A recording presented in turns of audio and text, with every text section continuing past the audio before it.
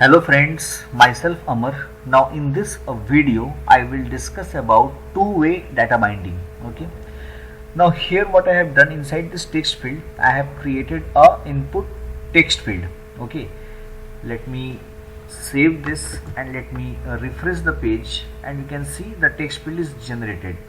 What I want is that whatever value I will type here, that should be displayed inside after this text box. Okay.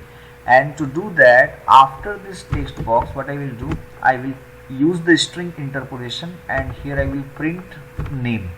Obviously I need to declare this name variable inside this data name, and initially it is blank, nothing is there. Okay, so let me refresh this page once again. Now my requirement is that whenever I will start typing here, whatever I am typing here, that should be updated to the name property here, and that should be rendered in the browser. Okay, and to do that, what I will use here, I will use the concept of event. Okay, here I will use the event v-on colon, I will use the input event.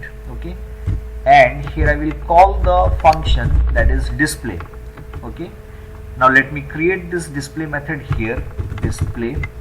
Obviously this will be a function, and as I told you that whenever the event is generated, by default JavaScript framework generates the event object and passes it to the method. So here I can use this event, and after that here I can write this dot name equals to event dot, it has some properties, that is target dot value. The target is the input text box, and whatever be the value of the text box, that will be stored inside the name variable. Okay, now let me save this, let me refresh the page. Now as I start typing here, you can see the corresponding text is displayed here. Okay, but what I want to do is that I don't want to write this much of code here. And to solve this problem, if you don't want to write this much of code, then VueJS provides a concept which is called as the two-way data binding.